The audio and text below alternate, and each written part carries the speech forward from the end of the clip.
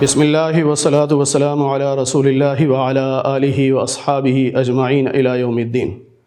آج دوسرے پارے کا خلاصہ بیان ہوگا۔ دوسرے پارے کے پہلے دو رکوع میں تحویل قبلہ کا مسئلہ ہے، یعنی قبلہ کی تبدیلی کا۔ نبی پاک صلی اللہ علیہ وسلم مکہ مکرمہ میں نماز یوں پڑھتے تھے کہ بیت اللہ بھی آپ کے سامنے ہوتا تھا اور بیت المقدس بھی آپ کے سامنے ہوتا تھا، لیکن جب مدینہ منورہ تشریف لائے تو دونوں قبلوں کی طرف رخ کرنا ممکن نہیں تھا، کیونکہ سمت مخالف تھی۔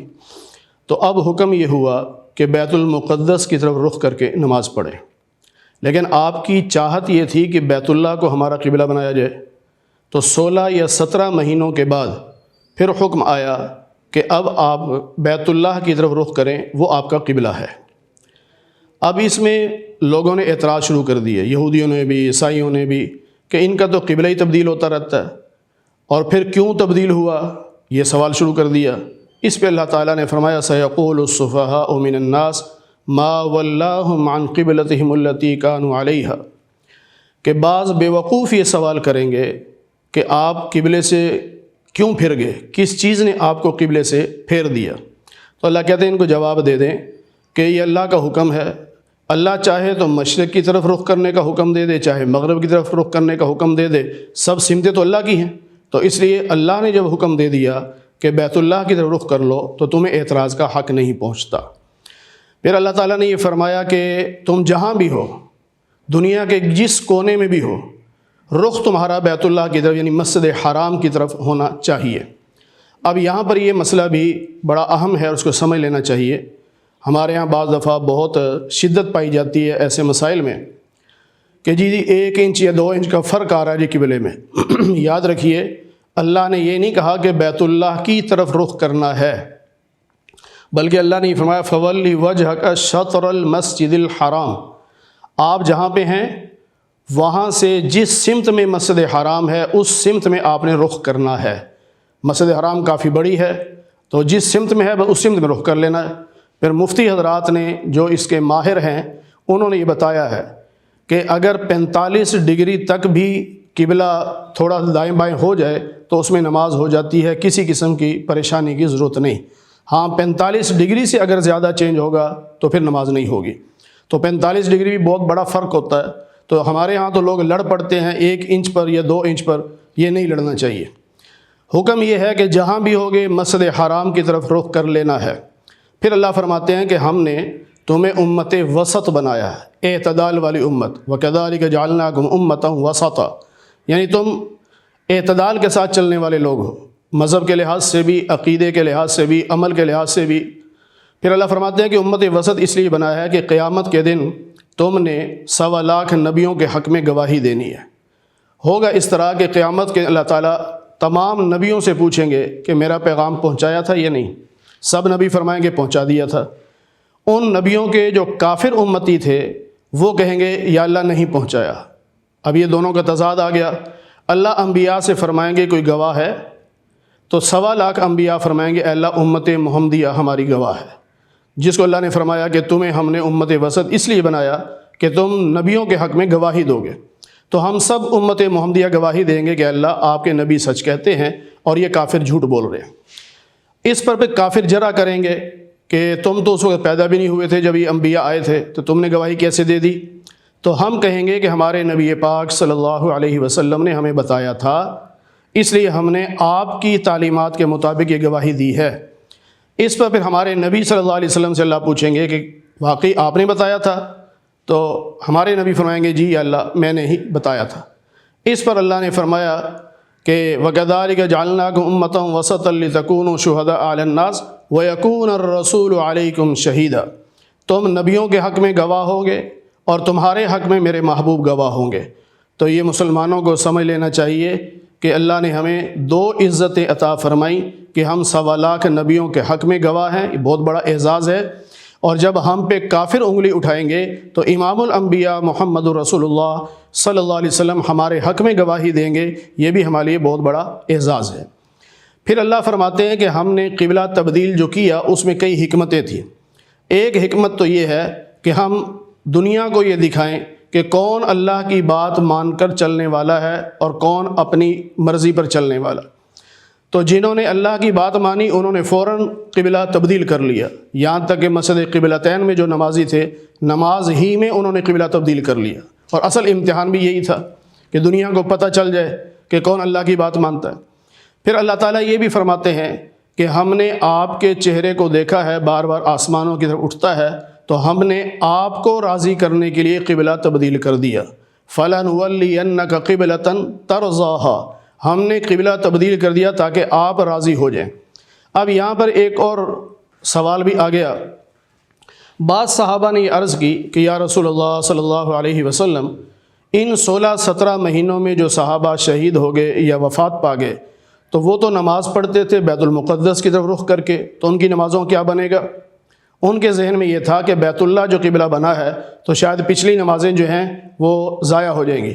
اللہ نے فرمایا وَمَا كَانَ اللَّهُ لِيُضِيعَ إِيمَانَكُمْ، اللہ تمہارے ایمانوں کو ضائع نہیں کرتا، یعنی تمہاری نمازوں کو ضائع نہیں کرتا۔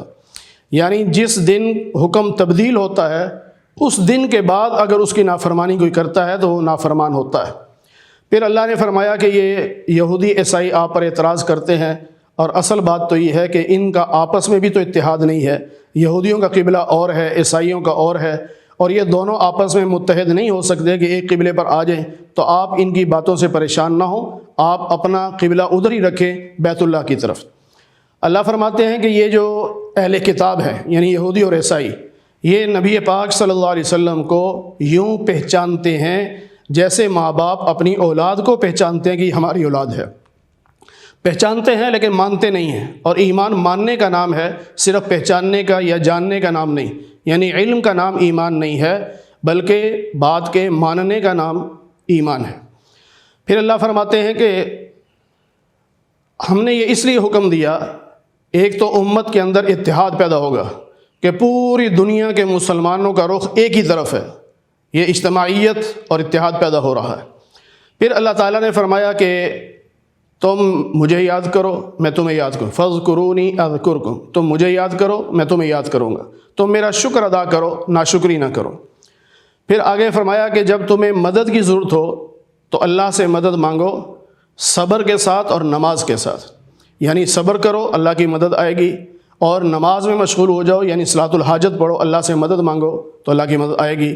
اور اللہ کی مدد کیا ہے کہ صبر کرنے والوں کے ساتھ اللہ خود ہو جاتا ہے، تو جس کے ساتھ اللہ ہو جائے اسے اور کسی چیز کی کیا ضرورت رہ جاتی ہے۔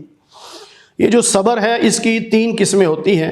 ہمارے ہاں عموماً یہ سمجھا جاتا ہے کہ کوئی مصیبت آ گئی اس پہ صبر کر لیا، یہ صبر ہے، یہ بھی صبر ہے، لیکن 2 قسمیں اور ہیں۔ انہیں کہا جاتا ہے صبر علی الطاعات اور صبر علی المعاصی۔ صبر علی الطاعات کا مطلب یہ ہے کہ عبادت کو جی نہیں چاہ رہا لیکن پھر بھی اٹھ کر عبادت کرتا ہے تو اللہ تعالیٰ اسے صبر کا ثواب عطا فرماتے ہیں۔ صبر علی المعاصی کا مطلب یہ ہے کہ گناہ کو جی چاہ رہا ہے، موقع بھی ہے، حالات بھی ہیں، کر سکتا ہے، لیکن اپنے آپ کو گناہ سے روک لیتا ہے، اللہ تعالیٰ اس کو صبر کا ثواب عطا فرمائیں گے۔ پھر اللہ فرماتے ہیں کہ جو اللہ کے راستے میں شہید ہو جائے اسے مردہ نہ کہنا۔ یہاں سے یہ مسئلہ بھی سمجھ لیں، پوری دنیا کے اہل سنت والجماعت کا یہ عقیدہ ہے، یہ نظریہ ہے کہ تمام انبیاء علیہم الصلاۃ والسلام اپنے اپنے قبور مبارک میں زندہ ہیں، یعنی ان کا دنیا والا جسم محفوظ ہے، زندہ ہے، اور جو کسی بھی نبی کی قبر مبارک پہ جا کے صلاۃ و سلام پیش کرتا ہے وہ نبی خود سنتے ہیں، اس کا جواب بھی دیتے ہیں۔ جب شہید کو اللہ نے زندہ کہا ہے تو نبی کا درجہ تو شہید سے بہت اوپر ہوتا ہے، اس لیے اللہ نے فرمایا کہ ان کو مردہ نہ کہنا، ان کو زندہ کہنا، لہٰذا نبی کو بھی مردہ نہ کہنا، زندہ کہنا۔ اب بعض لوگ یہ کہتے ہیں جی کیسے زندہ ہیں، ہمیں تو سمجھ نہیں آتی۔ اللہ کہتے ہیں وَلَٰكِن لَا تَشْعُرُونَ، تمہیں سمجھ بھی نہیں آ سکتی، لہٰذا اس سوال کے پیچھے پڑھنا یہ فضول ہے۔ کیوں اس بحث میں پڑھتے ہو کہ ہمیں سمجھ نہیں آتی؟ جب اللہ کہہ رہا ہے تمہیں سمجھ آ ہی نہیں سکتی تو ضرورت ہی نہیں بحث میں پڑھنے کی۔ اللہ فرماتے ہیں کہ ہم دنیا میں تمہارا امتحان لیں گے، مختلف صورتوں میں امتحان ہوگا، کبھی بیماری آ جائے گی، کبھی حالات خراب ہوں گے، کبھی روزگار میں فرق آ جائے گا، کبھی پروڈکشن میں کمی آ جائے گی، مختلف۔ اللہ کہتے ہیں جو صبر کرے گا تو اس کے لیے خوشخبری ہے۔ اور صبر کیا کرے گا کہ ایک تو یہ ہے کہ اللہ کا شکوہ نہ کرے، اور دوسرا زبان سے یوں کہے انا للہ و انا الیہ راجعون۔ اس پہ میں ایک عجیب واقعہ آپ کو سناؤں۔ نبی پاک صلی اللہ علیہ وسلم نے فجر کی نماز کے بعد یہ بیان فرمایا کہ جس کی کوئی چیز گم ہو جائے، ضائع ہو جائے، وہ یہ دعا پڑھ لے، انا للہ و انا الیہ راجعون، اللہم اجرنی فی مصیبتی واخلف لی خیرا منہا، تو اللہ اس سے بہتر چیز عطا فرمائیں گے۔ حضرت ام سلمہ فرماتی ہیں، جو نبی علیہ السلام کی اہلیہ ہیں اور پوری امت کی ماں ہیں، ام المومنین ہیں، وہ فرماتی ہیں کہ میرے شوہر نے مجھے آ کے بتایا، تو کچھ عرصے کے بعد میرے شوہر کا انتقال ہو گیا، تو مجھے فوراً یہ دعا یاد آ گئی۔ کہتی ہے میں نے دعا تو پڑھ لی، لیکن میرا دل یہ کہتا تھا ابو سلمہ سے اچھا شوہر نہیں مل سکتا، لیکن مجھے اس دعا پر یقین تب آیا جب عدت گزرنے کے بعد نبی پاک صلی اللہ علیہ وسلم نے پیغام بھیجا کہ ام سلمہ مجھ سے نکاح کر لو۔ تو اب دیکھو دعا کی برکت سے پہلے سے اچھا شوہر مل گیا، پہلے امتی تھا، اب جو شوہر ہے وہ نبی ہے۔ پہلے اگر اسی کے نکاح میں رہتی تو جنت میں امتی کے گھر میں جاتی، اب نبی کے نکاح میں تھی تو اب جنت میں نبی کے گھر میں رہیں گی۔ پھر اللہ تعالیٰ نے ایک اور جو اشکال تھا بعض صحابہ کے ذہنوں میں آیا، جب مکہ فتح ہوا اور وہاں جو بت رکھے ہوئے تھے صفا پہاڑی پر، مروہ پہاڑی پر اور بھی کئی جگہ، تو وہ سارے گرا دیے گئے۔ تو اب جب عمرہ کے لیے گئے اور پھر سن 9 ہجری میں حج کے لیے گئے، تو بعض صحابہ کے دل میں یہ ایک خلش سی آ گئی کہ یہاں تو بت رکھے ہوتے تھے، تو یہاں سعی کرنا اور یہاں عبادت کرنا پتہ نہیں اچھا بھی ہے کہ نہیں ہے۔ اس پہ اللہ نے یہ جواب دیا، ان الصفا والمروۃ من شعائر اللہ، صفا اور مروہ یہ اللہ کی نشانیاں ہیں، تو جو حج یا عمرہ کرنے آئے وہ یہاں سعی کرے، اسے کسی قسم کا کوئی گناہ نہیں ہے۔ یہاں سے یہ مسئلہ بھی سمجھ آ گیا کہ جس جگہ اب اگر مسجد بنی ہو یا جس جگہ اب ہم نماز پڑھنے لگے ہیں، اس کے بارے میں یہ سوچنا کہ پہلے یہاں یہ ہوتا تھا، میرا دل نہیں مانتا، تو ایسا دل میں خیال نہیں لانا چاہیے۔ جس طرح بعض علاقے ایسے ہیں جہاں پر لوگوں نے چرچ بیچ دیے، مسلمانوں نے خرید کر ان کو مسجد میں تبدیل کر دیا۔ اب کوئی آدمی کہے اس مسجد میں نماز پڑھنے کو جی اس لیے نہیں چاہتا کہ پہلے یہاں چرچ تھا، بھئی پہلے جو کچھ بھی تھا اب اس کی حالت دیکھنی ہے کہ اب اس کی کیفیت کیا ہے، اب وہ مسجد ہے، لہذا پچھلی بات کو ذہن میں ہرگز نہ لائیں۔ پھر اللہ نے یہ بھی بتایا کہ جو لوگ اللہ کے علم کو، جو اللہ نے علم دیا ہے، اسے چھپا جاتے ہیں، لوگوں کو بتاتے نہیں، ان پہ اللہ کی لعنت ہے اور ان کا ٹھکانہ جہنم ہوگا۔ کیونکہ یہودی لوگ یہ تورات میں جو نشانیاں تھیں نبی پاک صلی اللہ علیہ وسلم کی، وہ چھپا جاتے تھے، بتاتے نہیں تھے۔ پھر اللہ نے اپنی قدرت کی نشانیاں بھی بیان فرمائیں کہ زمین و آسمان کی پیدائش میں، رات اور دن کے اختلاف میں، رات اور دن کے اختلاف کے بھی دو مطلب ہیں کہ دن اور رات کا آگے پیچھے آنا یا دن اور رات کا بڑا اور چھوٹا ہونا۔ اسی طرح ہواؤں کا چلنا، جانوروں کا پھیلانا اور جانوروں کا پیدا کرنا، کشتیوں کا چلنا۔ اللہ کہتے ہیں کسی بھی چیز پہ تم غور کرو گے تو تمہیں اللہ کی قدرت کی نشانیاں نظر آئیں گی۔ لیکن اس کے باوجود بعض لوگ وہ ہیں جو بتوں کی پوجا کرتے ہیں اور بتوں سے یوں محبت کرتے ہیں جیسے اللہ سے محبت کرنی چاہیے، تو یہ غلط ہیں، گمراہ ہیں۔ اور ایمان والے جو ہیں وہ سب سے زیادہ محبت اللہ سے کرتے ہیں۔ عقلی محبت ہم سب مسلمانوں کی سب سے زیادہ اللہ سے ہے اور اللہ ہی سے ہونی چاہیے۔ اللہ کے بعد پھر نبی پاک صلی اللہ علیہ وسلم ہیں، پھر صحابہ کرام ہیں، اہل بیت ہیں، پھر اولیاء اعظام ہیں۔ یہاں ایک اور اللہ تعالیٰ نے قیامت کا نقشہ کھینچا کہ قیامت کے دن یہ جو لیڈر حضرات ہیں جن کے پیچھے لوگ چلتے رہے، یہ بھی وہاں ہوں گے اور عوام بھی۔ یہ آسانی کے لیے میں یہ کہہ رہا ہوں کہ لیڈر بھی ہوں گے، عوام بھی ہوگی۔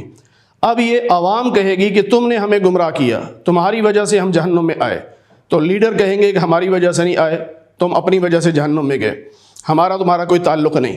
اس وقت عوام کہے گی اگر ایک بار ہمیں دنیا میں واپس بھیج دیا جائے، اب ہم ان سے ویسے ہی قطع تعلقی کریں گے جیسے انہوں نے ہم سے قطع تعلقی کی ہے۔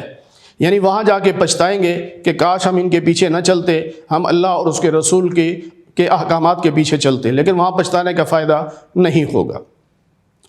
پھر اللہ تعالیٰ فرماتے ہیں کہ جب ان لوگوں سے یوں کہا جاتا ہے کہ آؤ قرآن و سنت کے مطابق عمل کرتے ہیں، تو یہ آگے سے کہتے ہیں نہیں، ہم تو باپ دادا کے دین پہ چلیں گے، ان کے رسم و رواج پہ چلیں گے، ہم قرآن یا سنت پہ نہیں چلیں گے۔ تو یہاں یہ بات بھی سمجھ لینی چاہیے کہ اللہ تعالیٰ نے یہ فرمایا یہاں پر بھی اور 7ویں پارے میں بھی ہے کہ اگر باپ دادا بے علم ہیں، علم نہیں ان کے پاس، بے ہدایتیں ہیں، گمراہی کے راستے پہ چل رہے ہیں، تو پھر کبھی بھی ان کے پیچھے نہیں چلنا۔ ہاں اگر ماں باپ مسلمان ہیں، ہدایت یافتہ ہیں، صاحب علم ہیں، تو پھر ان کے پیچھے چلنا ہے۔ پھر اللہ تعالیٰ نے فرمایا کہ اللہ نے تم پر کچھ چیزیں حرام کی ہیں، جیسے جو جانور خود بخود مر جائے وہ حرام ہے، ہاں ذبح کر لیں مرنے سے پہلے پھر حلال ہے، لیکن جو تبھی موت مر گیا ہے تو وہ حرام ہو جاتا ہے۔ اسی طرح دم مسفوح، بہنے والا خون، جب جانور کو ذبح کیا جاتا ہے تو ذبح کے وقت جو خون بہتا ہے وہ خون مسلمان استعمال نہیں کر سکتا، کیونکہ اللہ نے اسے حرام قرار دیا ہے۔ اس طرح جو خنزیر ہے، سور ہے، یہ نجس العین ہے، اس کی ہر چیز ہی حرام ہے۔ اور چوتھی چیز جو اللہ کے علاوہ کسی اور کو خوش کرنے کے لیے دی گئی ہو تو وہ بھی حرام ہو جاتی ہے۔ یا یہ مسئلہ سمجھ لیجئے کہ اگر کوئی مسلمان کوئی دیگ پکاتا ہے یا کوئی بکرا دیتا ہے یا کوئی بھی چیز اللہ کے نام پہ دیتا ہے، نیت یہ ہے کہ اللہ راضی ہو جائے، اور اگلی نیت یہ ہے کہ اللہ تعالیٰ اس پہ مجھے جو ثواب دیں گے وہ ثواب میں اپنے بزرگوں کو ایصال ثواب کرتا ہوں، فلاں فلاں بزرگوں کو کرتا ہوں یا ساری امت کو کرتا ہوں، یہ جائز ہے، یہ ٹھیک ہے۔ ہاں اگر کوئی وہ چیز صدقہ کرتے ہوئے نیت یہ کرتا ہے کہ میں نے فلاں کو راضی کرنا کہ وہ خوش ہو جائے تو یہ پھر حرام ہو جاتا ہے۔ پھر اللہ فرماتے ہیں کہ اگر بندہ مجبور ہو، اتنا مجبور ہو کہ کوئی حلال چیز اسے نہیں مل رہی، اور اگر وہ کوئی حرام اس کے پاس پڑی ہوئی چیز وہ نہیں کھاتا تو مرتا ہے، تو اپنی زندگی بچانے کے لیے اگر وہ اتنا سا حرام کھا لے جس سے اس کی جان بچ جائے تو اللہ تعالیٰ اسے گناہ نہیں دیں گے۔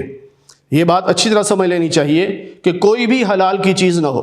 بعض لوگ یہ کہہ دیتے ہیں جی میں فلاں ملک میں رہتا ہوں وہاں حلال گوشت نہیں ملتا، اس لیے بامر مجبوری جو ہے نا میں حرام گوشت کھا لیتا ہوں۔ بھئی صرف بات گوشت کی نہیں ہے، کوئی بھی حلال چیز اگر نہ ہو، آپ دنیا کے کسی کونے میں چلے جائیں آپ کو حلال چیزیں ملیں گی، سبزیاں ملیں گی، پھل ملیں گے، گندم ملے گی، چاول ملیں گے، ڈبل روٹی یہ ساری چیزیں حلال ہیں، تو ان کو کھا کے اپنی جان بچائی جا سکتی ہے، کوئی ضروری ہے گوشت کھانا ہے۔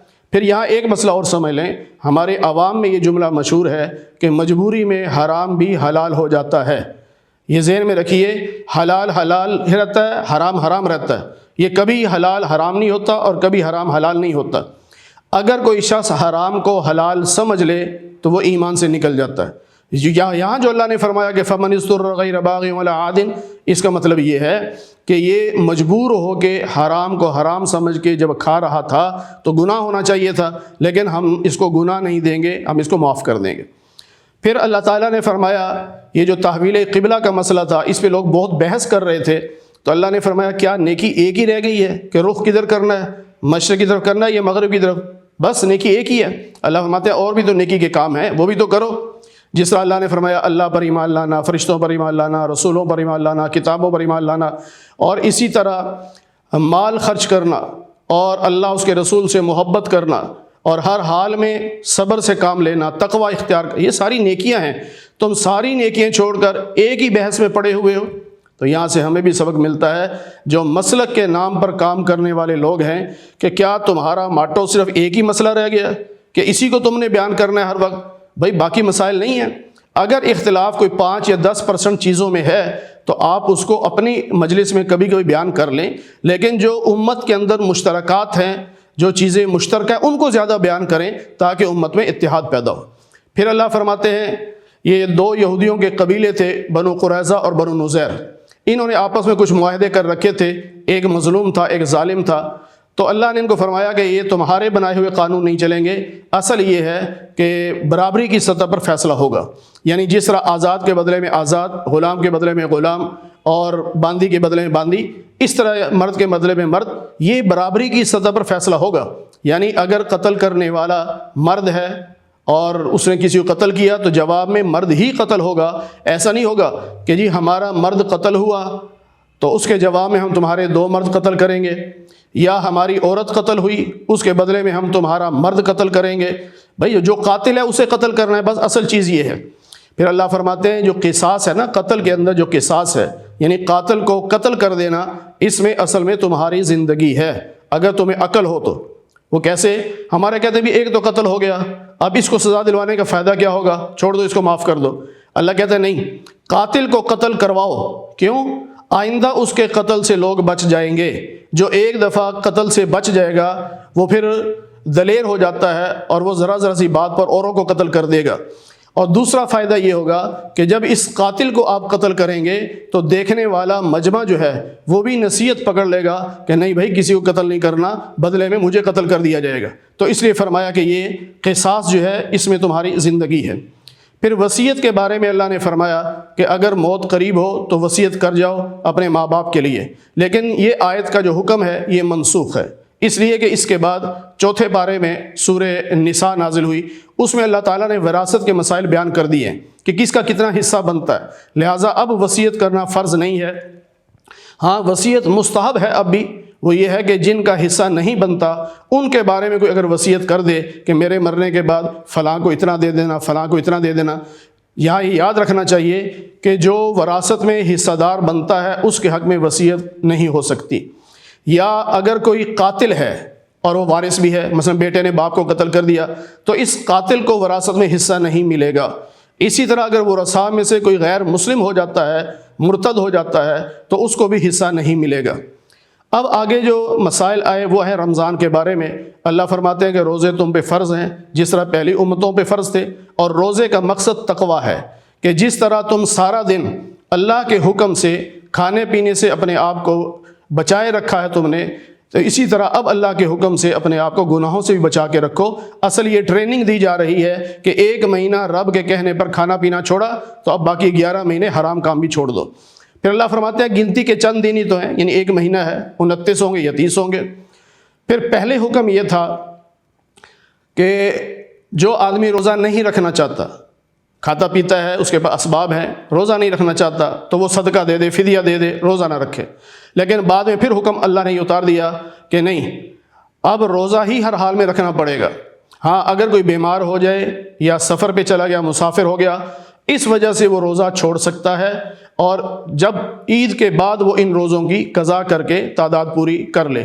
اللہ فرماتے ہیں میں آسانی چاہتا ہوں تو پھر تنگی نہیں چاہتا۔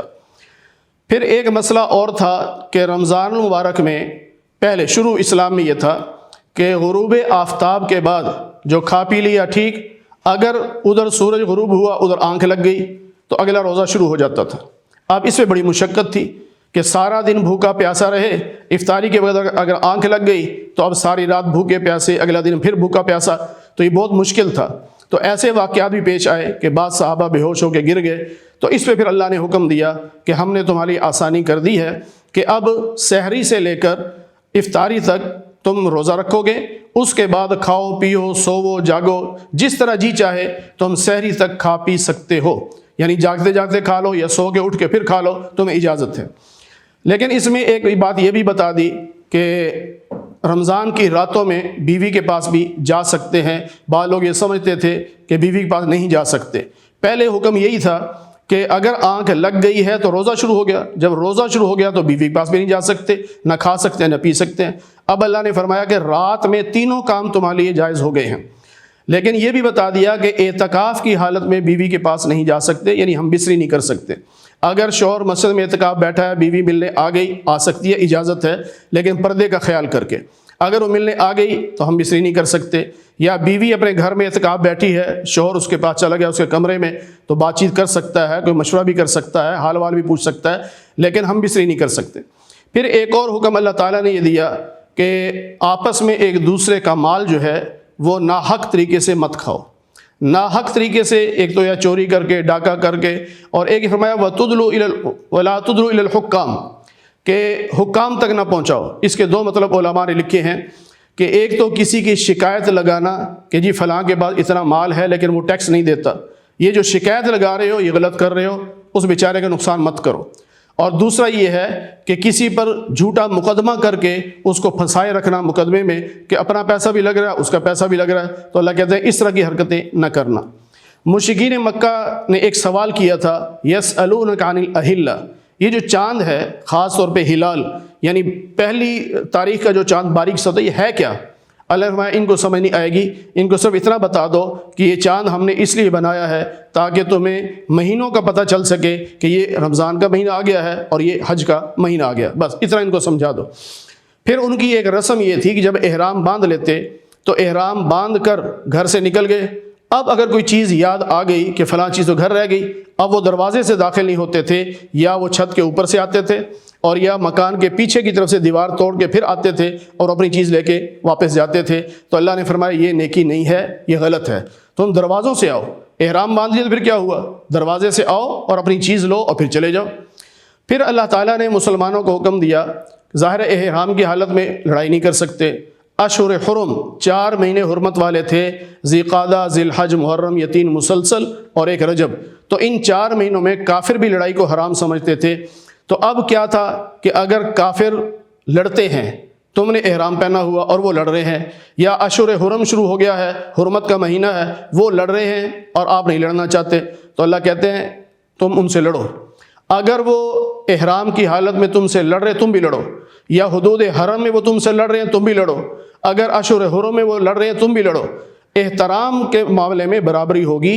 اگر کافر ان مہینوں کا یا اس جگہ کا احترام کرے گا تو تم احترام کرو گے، اگر وہ احترام نہیں کرتا تو تم بھی احترام نہ کرو۔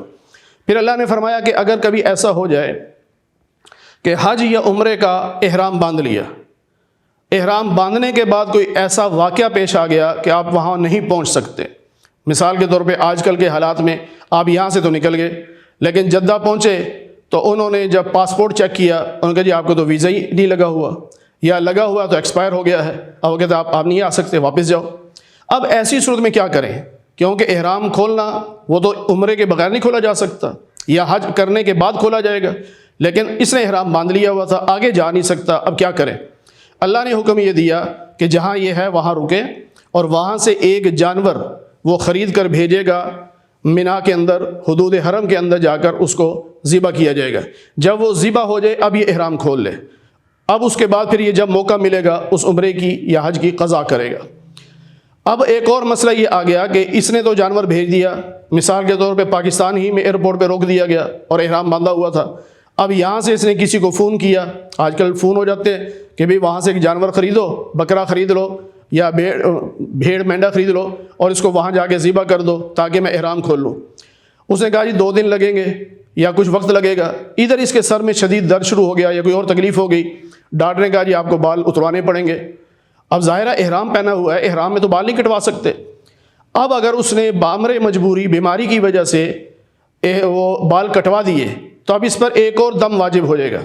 پہلی قربانی جو پہلا جانور بھیجا تھا وہ احرام کھولنے کے لیے بھیجا تھا، اب احرام کی حالت میں چونکہ بال کٹوا لیے اب پھر اس کو ایک قربانی دینی پڑے گی، وہ جانور بھیجے یا اتنے پیسے جو ہیں وہ صدقہ کر دے، اور یا اتنے پیسوں کے برابر پھر روزے رکھے۔ روزے پھر یوں ہوں گے کہ جو صدقہ ہوگا جتنی قیمت بنتی ہے اس کو تقسیم کریں گے فطرانے پر، جو جواب آئے گا اتنے روزے اس کو رکھنے پڑیں گے۔ پھر آگے اللہ تعالیٰ نے حج کی 2 قسمیں اور بیان فرمائیں۔ ایک ہوتا ہے صرف حج، بندہ گیا صرف حج کیا، اس نے عمرہ نہیں کیا تو اس کو حج افراد کہتے ہیں کہ صرف حج۔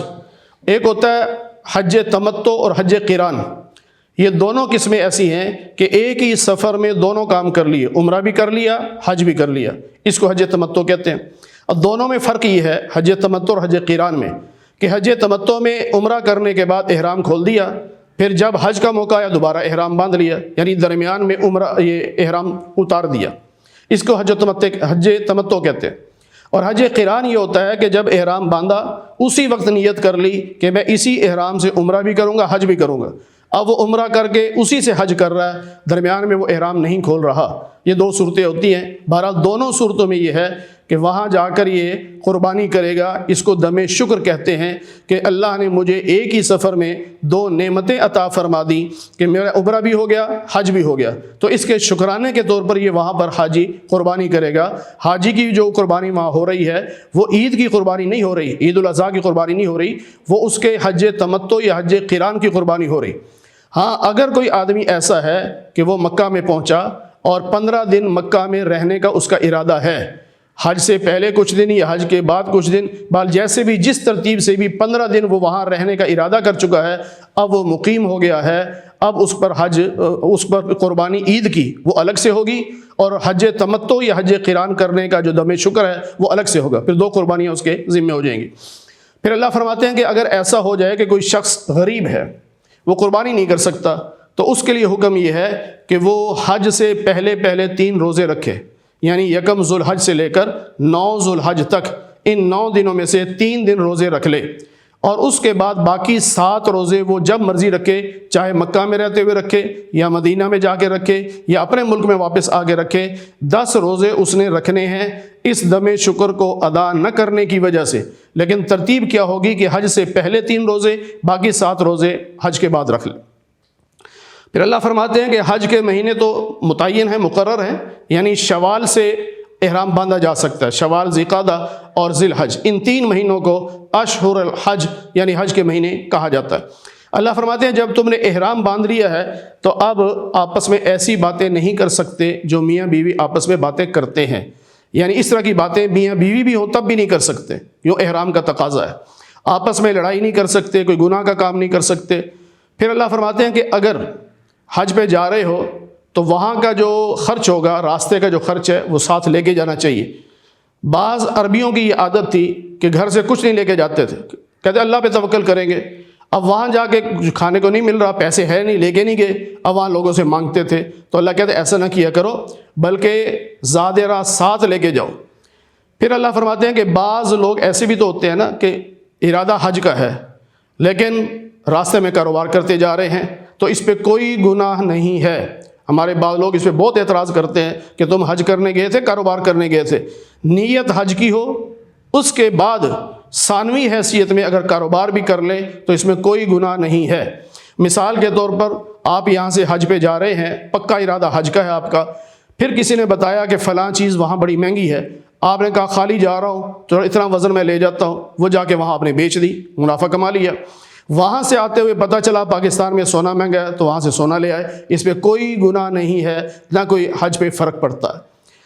پھر اللہ تعالیٰ فرماتے ہیں کہ میدان مینا میں وہاں سے لوگ جاتے ہیں، وہاں سے اب میدان عرفات میں جائیں گے 9 ذو الحج کو، جس کو یوم عرفہ کہتے ہیں، میدان عرفات میں جانا ہے۔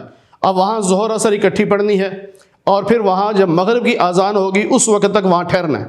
مغرب کی اذان کے بعد نماز وہاں نہیں پڑھ سکتے، بلکہ وہاں سے آپ چلیں گے مزدلفہ کی طرف، پھر مزدلفہ میں آ کر مغرب اور عشاء پڑھیں گے، چاہے رات کے 12 بجے، وہ 2 نمازیں اکٹھی وہاں پڑھنی ہیں۔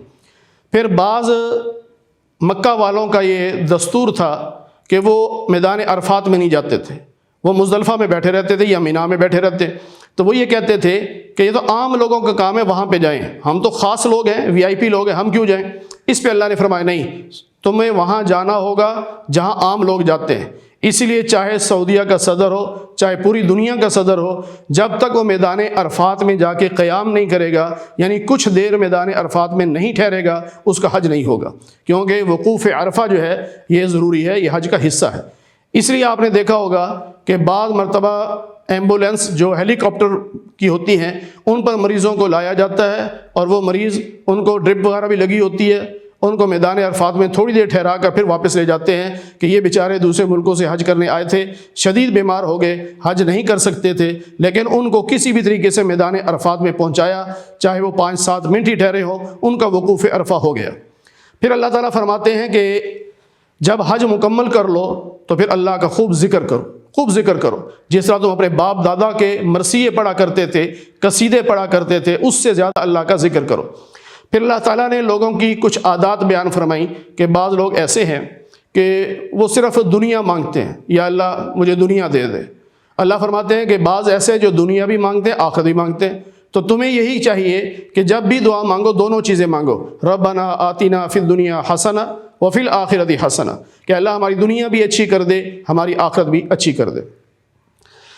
حج کے حوالے سے دوسرے پارے میں ایک اور مسئلہ جو حج کے حوالے سے آخری مسئلہ ہے، وہ یہ ہے کہ 10 تاریخ کے بعد، یعنی قربانی وغیرہ کر لی، احرام کھول دیا، اب اس کے بعد وہاں 2 دن رہنا ہے یا 3 دن رہنا ہے مینا میں۔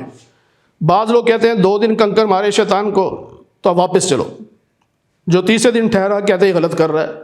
بعد 3 دن ٹھہرتے ہیں، 11، 12 اور 13، جو 2 دن کے بعد واپس جاتا ہے اسے برا سمجھتے ہیں۔ اللہ فرماتے ہیں کہ جو 2 دن کے بعد واپس جانا چاہے وہ بھی گناہ گار نہیں، اور جو 3 دن ٹھہرنا چاہے وہ بھی گناہ گار نہیں۔ اس پہ فقہا نے یہ مسئلہ لکھا ہے کہ اگر آپ 2 دن کے بعد مینا سے واپس جانا چاہتے ہیں تو مغرب کی اذان سے پہلے پہلے مینا کے میدان سے نکل جائیں۔ اگر آپ کو مغرب کی اذان مینا میں ہو گئی تو پھر آپ کو 13 تاریخ کو بھی مینا میں ٹھہرنا ہوگا، اور 13 تاریخ کو کنکر مار کے پھر آپ کو وہاں سے واپس جانا ہوگا۔ پھر اللہ تعالیٰ اسی رکوع میں 2 لوگوں کے یعنی 2 شخصیات کا ذکر کرتے ہیں، ایک منافق اور ایک پکے مخلص صحابی رسول۔ ایک آدمی تھا اخنس بن شریق، منافق تھا، لیکن زبان کا بڑا وہ تیز تھا، یعنی بڑی گفتگو کرتا تھا کہ لوگوں کو اپنا قائل کر لیتا تھا، ہم نوا کر لیتا۔ تو نبی پاک صلی اللہ علیہ وسلم کو اللہ فرماتے ہیں کہ بعض لوگ ایسے ہیں کہ ان کی باتیں آپ کو بڑی پسند آ جاتی ہیں، لیکن باہر نکل کر وہ لوگ کیا کرتے ہیں کہ وہ فساد کرتے ہیں، کسی کھیتی کو آگ لگا دی، کسی کے جانور کو مار دیا، اور جب انہیں کہا جاتا ہے کہ ایسا نہ کرو تو تکبر کی وجہ سے وہ اس بات پر عمل نہیں کرتے بلکہ اور زیادہ نقصان پہنچاتے ہیں۔ یہ منافقین کا حال۔ پھر فرمایا کہ ایسے لوگ بھی ہیں جو اپنی جان کو خریدتے ہیں، دولت دے لی، جان خرید لی۔ کیا مطلب؟ حضرت صہیب رومی رضی اللہ تعالیٰ عنہ مکہ سے ہجرت کر کے مدینہ تشریف لے جا رہے تھے اور اپنی دولت ایک جگہ چھپا گئے تھے کہ پھر کسی موقع پر یہاں سے منگوا لیں گے۔ تو راستے میں کافروں کی ایک ٹیم مل گئی، انہوں نے گھیر لیا، تو آپ نے تیر نکال لیے، فرمایا تمہیں پتہ ہے نا میں کتنا تیر انداز ہوں، خوب تیر چلاؤں گا، اور اگر تیر ختم ہو گئے تو پھر تلوار چلاؤں گا، جب تک میرے بازو میں جان ہے تو میرے قریب نہیں آ سکتے، تو کیوں نہ ڈیل کر لیں؟ ان کا جی کیسے؟ انہوں نے کہا میں تمہیں بتاتا ہوں کہ میری دولت کہاں ہے، مکہ میں فلاں جگہ جانا، وہاں میری دولت ہے، وہ تم لے لو، میرا راستہ چھوڑ دو، مجھے مدینہ جانے دو۔ وہ راضی ہو گئے، انہوں نے وہاں سے جا کے دولت لے لی اور یہ سفر کر کے مدینہ پہنچ گئے۔ تو نبی پاک صلی اللہ علیہ وسلم کو بتایا کہ یا رسول اللہ ایسے ہوا، میں ساری جمع پونجی کافروں کو دے آیا، صرف اپنی جان کو بچا کر آپ کے پاس لے آیا ہوں۔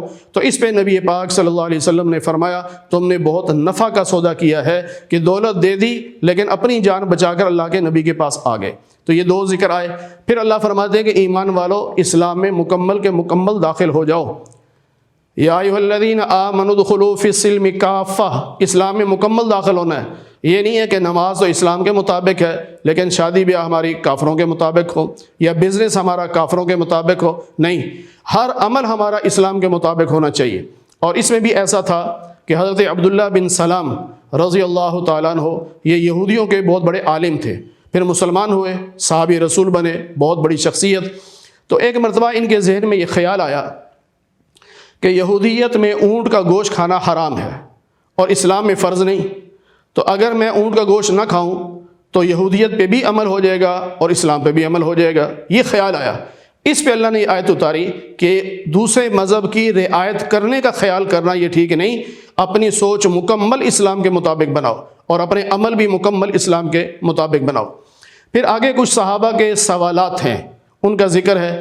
ایک سوال یہ ہے کہ یسألونک ماذا ينفقون، یہ دو مرتبہ سوال ہے، اس رکوع میں بھی اگلے رکوع میں بھی۔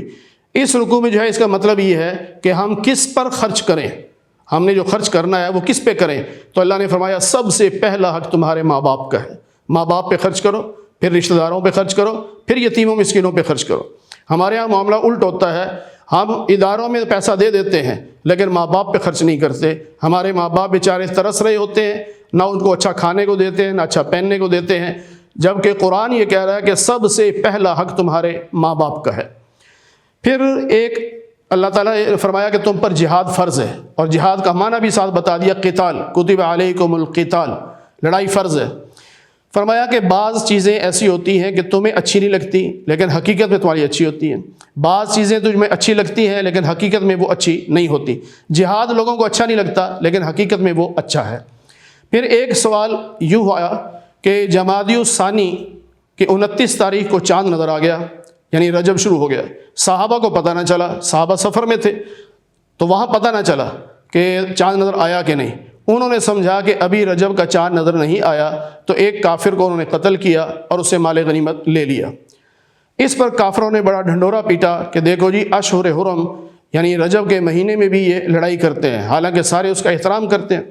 اس پہ اللہ نے فرمایا کہ تمہیں اشہر حرم میں قتل جو غلطی کی وجہ سے ہوا اس پر تو بڑا اعتراض ہے، اور تم جو قتل کرتے ہو اور لوگوں کو اللہ کے دین سے روکتے ہو، مسجد حرام میں جانے سے روکتے ہو اور لوگوں کو کافر بنانے کی کوشش کرتے ہو، تمہیں یہ گناہ نظر نہیں آتے؟ پھر اللہ نے فرمایا جو مرتد ہو جائے، اسلام چھوڑ دے، اس کے دنیا کے اعمال بھی برباد ہیں، آخرت کے اعمال بھی برباد ہیں۔ پھر سوال یہ آ گیا کہ شراب اور جوئے کے بارے میں کیا حکم؟ یہ پہلا سوال تھا، اس لیے فرمایا کہ دونوں میں منافع بھی ہیں گناہ بھی ہیں، لیکن گناہ زیادہ بڑا ہے، تو بعض صحابہ نے پھر شراب چھوڑ دی اور جوا بھی چھوڑ دیا۔ پھر وہی سوال آیا کہ کیا خرچ کریں؟ پہلے تھا کس پہ خرچ کریں، اب سوال یہ ہے کیا خرچ کریں؟ تو اللہ نے فرمایا قل العفو، اپنی ضرورت سے زائد جتنا بھی ہو وہ اللہ کے نام پہ خرچ کر دو۔ یہ مکی آیت ہے، تو مکہ میں پہلے یہی حکم تھا، اپنی ضرورت کا رکھنا ہے، باقی سارا تقسیم کر دینا ہے۔ لیکن جب مدینہ منورہ میں آئے تو پھر اللہ نے نصاب بھی نازل فرما دیا کہ اب اپنے پاس دولت جمع کر سکتے ہو، سال گزرنے کے بعد 2.5% زکوٰۃ دے دو، اور بقرہ عید کے موقع پہ قربانی کر دو، اور عید الفطر کے موقع پر فطرانہ دے دو۔ یہ 3 چیزیں تمہارے ذمہ واجب ہیں، باقی امت کو جب کبھی ضرورت پڑے تو نفری صدقہ خیرات بھی دے دو۔ پھر اللہ نے فرمایا کہ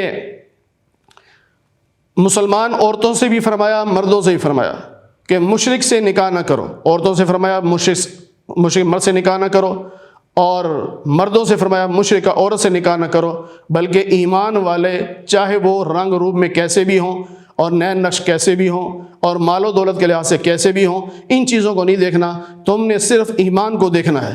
ایمان والا رشتہ ملے، وہ چاہے غریب ہی ہو اور نئے نقش بھی اچھے نہ، اس سے نکاح کرو، کیونکہ یہ جو کافر ہوں گے، مشرک ہوں گے، یہ تمہیں جہنم میں لے جانا چاہیں گے، اور اللہ تعالیٰ تمہیں جنت کی دعوت دیتا ہے۔ پھر ایک سوال یہ بھی کیا گیا کہ مینسز کے دنوں میں بیوی کے بارے میں کیا حکم ہے، کیونکہ اس میں بھی افراط و تفریط تھی۔ یہودی لوگ عورت کو گھر سے نکال دیتے تھے، ایک مشترکہ بلڈنگ ہوتی تھی، یعنی سرکاری بلڈنگ، ساری عورتیں اس میں جا کے رہتی تھیں، جس کو مینسز آ جاتے، وہ جب پاک ہو جاتی پھر گھر آتی تھی، تو یہ بڑا ظلم تھا۔ اور عیسائی لوگ وہ کچھ بھی نہیں سمجھتے تھے، یعنی مینسز کے دنوں میں بھی وہ بیوی کے پاس جاتے تھے، ہم بستری کرتے تھے۔ تو صحابہ نے جب نبی علیہ السلام سے پوچھا تو اللہ نے فرمایا ان سے کہہ دیجئے کہ یہ جو بلیڈنگ ہوتی ہے یہ گندا خون آ رہا ہوتا ہے، لہٰذا اس دوران تم بیوی کے پاس نہ جانا، یعنی ان سے صحبت نہیں کرنی۔ باقی اس کے ہاتھ کا پکا ہوا کھانا پینا، کپڑے، یہ سب کچھ جائز ہے، اس کے ساتھ لیٹنا بھی جائز ہے، صرف ہم بستری سے منع کیا۔ پھر اللہ فرماتے ہیں کہ اگر کبھی غلطی ہو جائے، انسان ہے جذبات پہ قابو نہیں رکھ سکا، تو فوراً توبہ کر لو، اللہ تعالیٰ توبہ قبول کر لیتا ہے۔ یہاں سے آگے کچھ طلاق کے مسائل بیان ہو رہے ہیں، اور درمیان میں کچھ قسم کے مسائل بھی ہیں، لیکن وہ قسم کے مسائل 7ویں پارے میں تفصیل سے آ رہے ہیں، انشاءاللہ وہاں پہ گفتگو کریں گے۔ یہاں سے جو طلاق کے مسائل شروع ہو رہے ہیں، اس میں ایک مسئلہ آتا ہے، مسئلہ ایلا اسے کہا جاتا ہے۔ یہ لوگوں کو نام تو نہیں یاد ہوتا، لیکن لوگ بحث بہت کرتے ہیں اس پہ۔ کوئی کہتا ہے جی 4 مہینے بیوی سے دور رہو، ہم بستری نہ کی ہو تو نکاح ٹوٹ جاتا ہے، طلاق خود بخود ہو جاتی ہے۔ کوئی کچھ کہتا ہے، کوئی کچھ کہتا ہے۔ یہاں مسئلہ سمجھ لیں، اگر کوئی 20 سال بھی بیوی سے دور رہا تو طلاق نہیں ہوتی۔ ہاں، مسئلہ ایلا کیا ہے کہ اگر شوہر نے قسم کھائی کہ اللہ کی قسم میں 4 مہینے بیوی سے ہم بستری نہیں کروں گا، اور 4 مہینے پورے کر لیے، بیوی کے پاس نہیں گیا، اب بیوی کو خود بخود طلاق ہو جائے گی، کیونکہ قسم کھائی اس نے۔ 4 مہینے سے کم کی اگر قسم کھائی ہے اور اس وقت سے پہلے بیوی کے پاس چلا گیا تو قسم ٹوٹی، اسے کفارہ دے دے، اور اگر نہیں گیا تو طلاق نہیں ہوگی، کیونکہ 4 مہینے سے کم کی قسم کھائی تھی۔ تو 4 مہینے کی قسم کھائے یا 4 مہینے سے زیادہ کی قسم کھائے اور پھر بیوی کے پاس 4 مہینے نہ جائے تو اسے طلاق ہو جاتی ہے۔ اس کو مسئلہ ایلا کہتے ہیں۔ پھر اللہ فرماتے ہیں کہ جب طلاق ہو جاتی ہے تو اس کی عدت جو ہے وہ 3 بار مینسز کا آنا ہے، ماہواری جسے حیض بھی کہتے ہیں، بلیڈنگ بھی کہتے ہیں۔ 3 مرتبہ عورت کو وہ آ جائے تو اس کی عدت ختم ہو جاتی ہے۔ ہمارے ہاں آسانی کے لیے 3 مہینے کہتے ہیں، وہ ایک سمجھانے کے لیے، صرف تاکہ اشاروں میں بات سمجھا دی جائے۔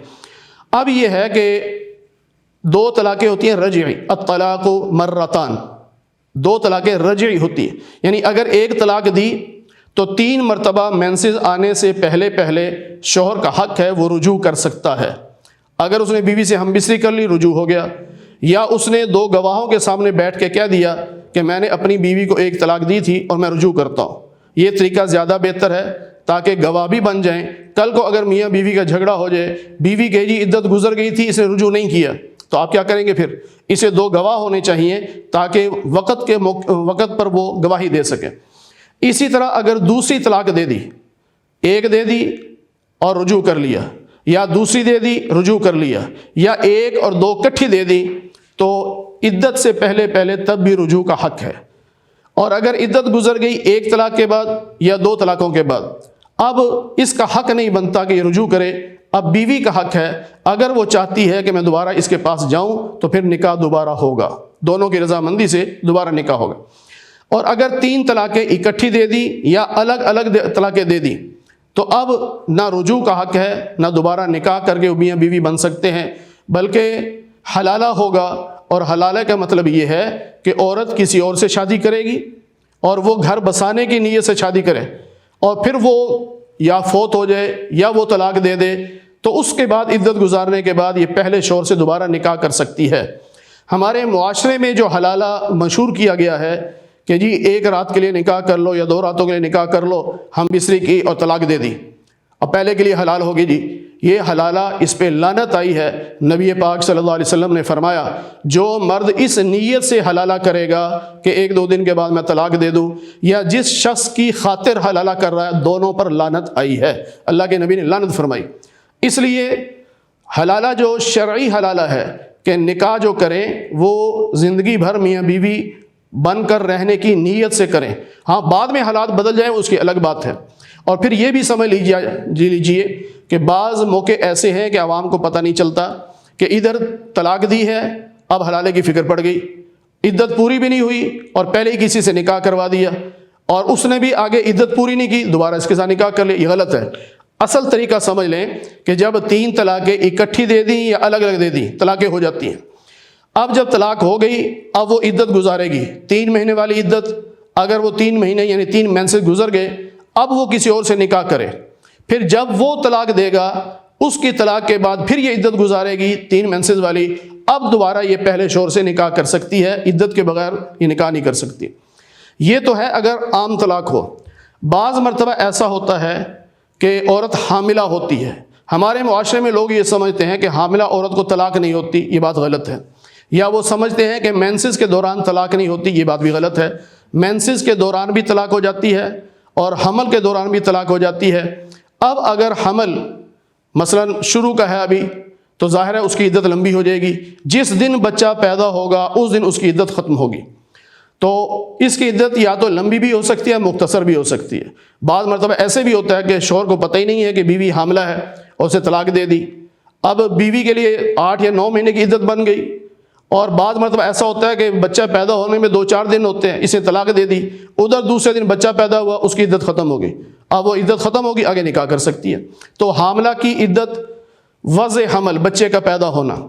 اسی طرح اگر بیوہ ہو گئی ہے تو اس کی عدت 4 مہینے 10 دن ہے۔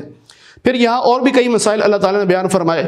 ایک مسئلہ یہ سمجھ لیجئے، اللہ فرماتے ہیں کہ اگر تم خود بیوی کو طلاق دے رہے ہو تو جو چیزیں اس کو دے چکے ہو واپس نہیں لے سکتے۔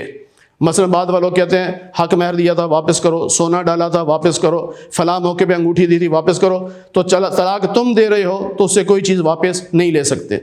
2 صورتیں ہیں جن صورتوں میں دی ہوئی چیزیں واپس لی جا سکتی ہیں۔ ایک ہے خلا، اگر عورت خود مطالبہ کرے کہ مجھے طلاق چاہیے، چاہے وہ عدالت کے ذریعے طلاق لے رہی ہے، چاہے وہ شوہر سے کہہ کے طلاق لے رہی ہے، چونکہ بیوی تقاضا کر رہی ہے طلاق کا، اس صورت میں شوہر کہہ سکتا ہے کہ جو چیزیں میں نے دی تھی مجھے واپس کرو، وہ لے سکتا ہے۔ اور دوسری صورت یہ ہے کہ بیوی بد کردار تھی اور شوہر نے ثبوت بھی دے دی، اسے پتہ چل گیا کہ میری بیوی بد کردار ہے، اس بد کرداری کی وجہ سے اگر وہ طلاق دے رہا ہے تو اس سے وہ اپنی چیزیں واپس لے سکتا ہے، اس کے علاوہ وہ چیزیں واپس نہیں لے سکتا۔ پھر ایک مسئلہ اور اللہ تعالیٰ نے بیان فرمایا کہ عدت کے دوران شوہر رجوع کر رہا ہے اس نیت سے کہ میں اسے اور تکلیف پہنچاؤں، تو یہ منع ہے، یہ جائز نہیں۔ مثلا ایسے ہوتا ہے کہ بعض مرتبہ کوئی بچی اپنے سسرال میں تنگ ہوتی ہے، اپنے شوہر سے بہت تنگ ہوتی ہے، وہ مارتا پیٹتا ہے یا نشہ کرتا ہے، کچھ بھی ہے، لیکن اپنے ماں باپ کی عزت کی خاطر وہ گزارا کر رہی ہوتی ہے۔ ادھر شوہر نے طلاق دے دی، 1 دے دی یا 2 دے دی، اب اس کی کوئی سہیلیاں کوئی رشتہ دار کوئی ملنے آئے، باتوں باتوں میں اس نے کہہ دیا میں تو بہت تنگ تھی، اچھا ہو گیا اللہ نے جان چھڑا دی۔ اب یہ بات شوہر تک پہنچ گئی، اب وہ کہتا ہے اچھا یہ تو طلاق ملنے پہ خوش ہو رہی ہے، اب وہ رجوع کر رہا ہے عدت کے اندر ہی، کس نیت سے؟ تاکہ میں اسے اور اذیت پہنچاؤں۔ اللہ کہتا ہے یہ طریقہ جائز نہیں ہے، اسے تکلیف پہنچانے کے لیے رجوع نہیں کرنا۔ ہاں اگر تمہیں غلطی کا احساس ہو گیا ہے کہ میں نے غلطی کی ہے، زیادتی کی ہے، اب میں اس کو پہلے سے اچھے طریقے سے رکھوں گا، تو رجوع کر رہا ہے تو پھر ٹھیک ہے۔ اسی طرح اگر عدت گزر گئی اور یعنی 1 طلاق 2 طلاق تھی، عدت بھی گزر گئی، رجوع نہیں کیا، اب حق ہے کہ دونوں میاں بیوی اگر چاہیں تو دوبارہ نکاح کر سکتے ہیں۔ تو اس موقع پر بھی اگر رشتہ دار رکاوٹ بن رہے ہیں کہ نہیں اس سے تم نے نکاح اب نہیں کرنا، اللہ کہتا ہے یہ رکاوٹ نہ بنو، زیادہ بہتر یہی ہے کہ بجائے اس کے کسی اور سے ہی نکاح کرے، پہلے شوہر کے نکاح میں آ جائے، یہ زیادہ بہتر ہے۔ لیکن 3 طلاقیں اکٹھی یا الگ الگ دینے کے بعد نہ رجوع کا حق ہے اور نہ ہی نکاح کا حق ہے، بلکہ اس کے بعد تو حلالہ ہوگا، یعنی کسی اور سے نکاح ہوگا، اور وہ اگر اسی نیت سے حلالہ کر رہے ہیں تو اس پہ لعنت چاہیے، یہ بات ذہن میں رہنی چاہیے۔ آگے پھر اللہ تعالیٰ نے دودھ پلانے کے مسائل بھی بیان فرمائے ہیں کہ جو ماں ہے وہ بچے کو دودھ پلائے گی، اور اگر طلاق ہو گئی اور اب بچہ پیدا ہوا تو ظاہر ہے باپ تو اس کا وہی ہے جس نے طلاق دی۔ اب عورت کو حق ہے کہ وہ چاہے تو دودھ پلائے، چاہے تو نہ پلائے، اور اگر وہ دودھ پلانا چاہے اور شوہر سے کہے کہ میں چونکہ تمہاری بیوی نہیں لہٰذا میں تو اتنے پیسے لوں گی، ہر مہینے اتنا خرچہ دو پھر دودھ پلاؤں گی، تو وہ خرچہ لینے کی حقدار ہے۔ لیکن اگر وہ بہت زیادتی کر رہی ہے اور اس کی جگہ کوئی اور عورت مل رہی ہے جو تھوڑے پیسے میں دودھ پلا رہی ہے تو پھر شوہر کو حق ہے کہ کسی اور سے دودھ پلوا سکتا ہے۔ لیکن اگر دوسری عورت وہ بھی ڈیمانڈ وہی کر رہی ہے اور یہ جو ماں ہے یہ بھی وہی ڈیمانڈ کر رہی ہے تو پھر اس ماں کا حق زیادہ ہے کہ اس سے دودھ پلوایا جائے اور اس کو خرچہ دیا جائے۔ 2 سال تک دودھ پلایا جا سکتا ہے، 2 سال سے زیادہ دودھ نہیں پلایا جا سکتا، اور اس سے پہلے اگر چھڑوانا چاہے تو مشورے کے ساتھ میاں بیوی اپنے بچے کا دودھ چھڑا سکتے ہیں۔ یہاں ایک مسئلہ اور ذہن میں رکھیے، بعض لوگ یہ اعتراض کرتے ہیں کہ امام اعظم ابو حنیفہ رحمۃ اللہ علیہ کہتے ہیں کہ 2.5 سال تک دودھ پلایا جا سکتا ہے، یہ بات غلط ہے۔ اصل مسئلہ یہ ہے کہ 2 سال تک پلا سکتے ہیں۔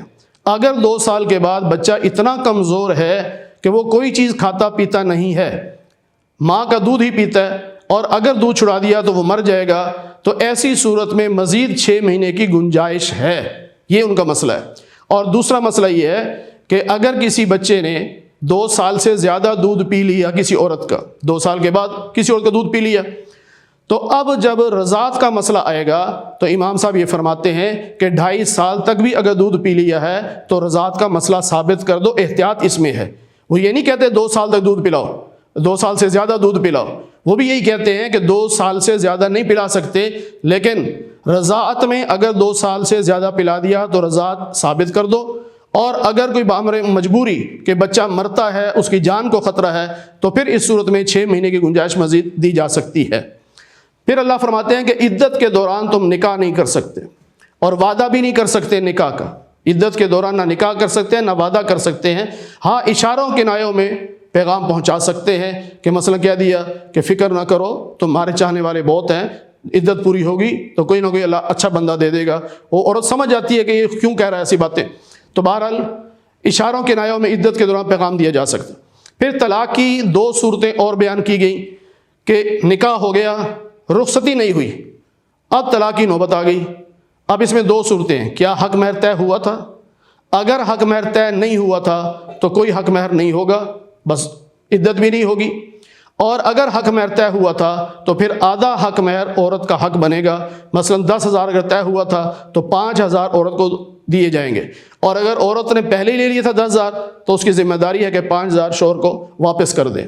یہ تب ہے جب رخصتی نہ ہوئی ہو، اور رخصتی کسے کہتے ہیں؟ شریعت کی اصطلاح میں خلوت صحیحہ کو رخصتی کہتے ہیں۔ ہمارے یہاں تو کہ باقاعدہ بارات آئے اور باقاعدہ وہ رخصت ہو پھر کہتے ہیں رخصتی ہوئی، نہیں، شریعت یہ کہتی ہے کہ نکاح کے بعد اگر میاں بیوی کسی ایک کمرے میں جہاں کنڈی بھی لگ سکتی ہو، اوپر چھت بھی ہو، وہاں کمرے میں اتنی دیر ٹھہرے کہ جتنی دیر میں ہم بستری ہو سکتی ہے، تو یہ خلوت سیاح ہوگی، رخصتی ہوگی۔ اب اس کو پورا حق مہر دیا جائے گا اور عدت بھی پوری گزارنی پڑے گی۔ اگر ایسا معاملہ نہیں ہوا اور طلاق کی نوبت پہلے سے آ گئی تو پھر ایسی صورت میں عدت نہیں ہے۔ حق مہر اگر طے تھا تو آدھا دیا جائے گا، اگر طے نہیں تھا تو پھر کچھ بھی نہیں دیا جائے گا۔ آگے 1-2 واقعات ہیں۔ ایک واقعہ تو یہ بیان ہوتا ہے کہ اللہ تعالیٰ نے فرمایا کہ بنی اسرائیل میں کچھ لوگ تھے جہاں بیماری پھیلی تو وہ موت کے ڈر سے بھاگے وہاں سے کہ یہاں تو مر جائیں گے۔ 10,000 تعداد مفسرین نے بتائی ہے، موت کے ڈر سے بھاگے۔ 2 پہاڑوں کے درمیان ایک وادی تھی، وہاں جا کر رہنے لگے تو اللہ نے سب پہ موت طاری کر دی، سب کے سب مر گئے۔ کافی عرصے کے بعد ایک نبی تشریف لائے، حضرت حزقیل علیہ السلام، تو ان کے زمانے میں بھی لوگ دوبارہ زندہ ہونے کو مانتے نہیں تھے کہ دوبارہ کیسے زندہ ہوں گے۔ جب وہ وہاں سے گزرے تو دیکھا کہ ہڈیاں ہی ہڈیاں بکھری پڑی ہیں، تو انہوں نے اللہ سے دعا کی، یا اللہ آپ زندہ تو کریں گے تو ابھی زندہ کر دیں تاکہ میری قوم آنکھوں سے دیکھ لے اور یہ عقیدہ بنا لیں کہ مرنے کے بعد دوبارہ زندہ ہونا ہے۔ تو آپ کی دعا پر اللہ تعالیٰ نے ان سب کو زندہ کر دیا۔ ایک تو یہ واقعہ ہے۔ اور دوسرا واقعہ یہ ہے کہ بنی اسرائیل ہی میں ایک بادشاہ تھا جو بنی اسرائیل میں نہیں تھا، دوسرا تھا، اس کا نام جالوت تھا۔ اس نے بنی اسرائیل والوں پر حملہ کیا، ان کے بچوں کو گرفتار بھی کیا، مکانوں پہ قبضہ بھی کیا، بہت ظلم کیا۔ تو یہ لوگ اس زمانے کے نبی حضرت شرحبیل علیہ السلام کے پاس آئے کہ اللہ سے کہو ہمیں جہاد کا حکم دے تاکہ ہم جالوت کے خلاف جہاد کریں۔ ان نبی نے کہا ہو سکتا ہے کہ حکم آیا تم جہاد نہ کرو۔ انہوں نے کہا کیوں نہیں کریں گے، ہم کریں گے۔ لیکن ایسے ہی ہوا، جب حکم آیا جہاد کا تو بعض نے انکار کر دیا، ہم تو نہیں کرتے۔ اب جو تیار تھے انہوں نے یہ کہا کہ جی ہمارا امیر کون ہوگا، یعنی ہمارا کمانڈر کون ہوگا؟ تو اس نبی نے بتایا کہ ان کا نام طالوت ہے، وہ تمہارے کمانڈر ہوں گے۔ انہوں نے کہا جی طالوت تو غریب آدمی ہے، وہ ہمارا کیوں بن گیا امیر؟ کسی مالدار کو ہونا چاہیے تھا، یعنی ہم زیادہ حقدار تھے۔ اس پہ ان نبی نے کہا کہ طالوت کو اللہ نے جنگوں کا علم بھی دیا ہے اور مضبوط جسم بھی دیا ہے جو میدان جنگ میں چاہیے۔ انہوں نے کہا جی کوئی نشانی بتاؤ۔ انہوں نے کہا جی نشانی یہ ہے کہ تمہارے پاس ایک صندوق ہوا کرتا تھا جس میں موسیٰ اور ہارون علیہ السلام کی اولاد کے تبرکات تھے، ان کی کچھ چیزیں تھیں، وہ جالوت جاتے ہوئے لے گیا تھا۔ اب وہ صندوق واپس طالوت کے دروازے پہ آ جائے گا، یہ نشانی ہوگی اس بات کی کہ طالوت کو تمہارا جہادی کمانڈر امیر بنایا گیا۔ انہوں نے کہا جی ٹھیک۔ ادھر جالوت نے جہاں صندوق رکھا ہوا تھا وہاں بیماری پھیل گئی، اسے دوسرے شہر بھیجا، وہاں بیماری پھیل گئی، تیسرے شہر بھیجا، وہاں بیماری پھیل گئی۔ اسے کہا کہ اس کو بیل کے اوپر رکھ کے اس کو چھوڑ دو، بیل جہاں مرضی چلا جائے، ہماری جان چھوٹے۔ انہوں نے بیل کے اوپر صندوق باندھ کے بیل کو جب چلایا، اللہ نے فرشتے کو بھیجا، فرشتے نے بیل کو کان سے پکڑا اور سیدھے طالوت کے دروازے پہ لے آیا۔ فرمایا یہ نشانی آ گئی۔ اب کہا ٹھیک ہے جی چلتے ہیں، اب جہاد پہ چلے۔ اب امتحان یہ تھا کہ آگے نہر آ رہی ہے، وہاں سے پانی نہیں پینا، پیاس بڑی سخت لگے گی لیکن پانی نہیں پینا، جو پانی پیے گا وہ جہاد میں میرے ساتھ نہیں جائے گا۔ لیکن پیاس کی شدت برداشت نہ کر سکے، اکثر نے پانی پی لیا، ان سب کو واپس بھیجا گیا۔ نہر پار کر کے جب گنتی کی گئی تو 313 لوگ تھے، ان میں داؤد علیہ السلام بھی تھے، اس وقت وہ نبی نہیں تھے، یعنی نبوت کا اعلان نہیں ہوا تھا، اور 6 ان کے بھائی بھی تھے، والد بھی تھے۔ داؤد علیہ السلام کی اس وقت کی، یعنی چونکہ بعد میں نبی بننا تھا تو اس کو ارہاس کہا جاتا ہے، اس کو معجزہ نہیں کہا جاتا، کہ کچھ پتھر راستے میں تھے وہ بول پڑے داؤد ہمیں اٹھا لے، ہم تیرے کام آئیں گے۔ داؤد علیہ السلام چپکے سے اٹھا کے جیب میں رکھ لیے۔ اب جب وہاں پہنچے اور لڑائی شروع ہوئی تو آپس میں کچھ لوگ کہنے لگے ہم تو بہت تھوڑے ہیں اور وہ بہت بڑی لشکر ہے، ہم ہار جائیں گے۔ تو جن کا ایمان مضبوط تھا انہوں نے کہا کتنے موقع ایسے آئے دنیا میں کہ اللہ نے چھوٹی جماعتوں کو بڑی جماعتوں پر غلبہ دیا ہے، تو لہٰذا اللہ کے حکم سے ہمیں غلبہ ملے گا، گھبرانے کی ضرورت نہیں۔ اب جالوت سب سے پہلے سامنے آیا اور پورا جسم اس کا لوہے میں ڈھکا ہوا تھا، صرف ماتھا اس کا ننگا تھا۔ تو اسے کہا کوئی ہے میرے مقابلے پہ آنے والا؟ تو طالوت جو جہادی کمانڈر تھے انہوں نے داؤد علیہ السلام کے والد سے کہا آپ کے بیٹے کہاں ہیں؟ ان کے 6 بیٹے لمبے قد کے تھے، داؤد علیہ السلام کا تھوڑا درمیانہ تھا، تو وہ 6 کو سامنے لے آئے، ان کو سامنے نہ لائے۔ تو طالوت نے کہا نہیں اور بیٹا بھی تمہارا ہے؟ انہوں نے کہا ہے، اس کو لاؤ۔ داؤد علیہ السلام کو جب لایا گیا تو پوچھا لڑو گے؟ انہوں نے کہا ہاں لڑوں گا۔ انہوں نے کہا چلو لڑو۔ وہ آگے آئے تو فوراً خیال آیا کہ میری جیب میں پتھر ہے، پتھر نکال کے اور نشانہ لے کے جالوت کے ماتھے پہ جو مارا تو وہ ماتھے پہ اتنی زور سے لگا کہ پیچھے سے نکلا اور جالوت وہیں گر کے مر گیا۔ اب جب وہ مر گیا تو سارا لشکر اس کا بھاگ گیا، تو ان کو اللہ تعالیٰ نے فتح عطا فرما دی۔ پھر جو طالوت امیر تھے انہوں نے پھر داؤد علیہ السلام کو اپنی بیٹی کا رشتہ بھی دیا، اللہ نے داؤد علیہ السلام کو پھر نبی بھی بنایا۔ آخر میں اللہ تعالیٰ یہ فرماتے ہیں کہ اگر یہ جہاد نہ ہوتا تو فسادی لوگ فساد بپا کرتے، یعنی طاقتور ہمیشہ فساد کرتے۔ اس فساد کا دروازہ روکنے کے لیے ہم نے جہاد کا حکم دیا ہے کہ لوگ اپنی طاقت کو نہیں دیکھتے، اللہ کی طاقت کو دیکھ کر فسادیوں کے سامنے ڈٹ کے کھڑے ہو جاتے ہیں، جس سے فسادی لوگ برباد ہو جاتے ہیں اور باقی سارا ملک امن میں آ جاتا ہے۔ اللہ تعالی ہم سب کو قرآن کریم کی صحیح سمجھ اور صحیح عمل کی توفیق نصیب فرمائے۔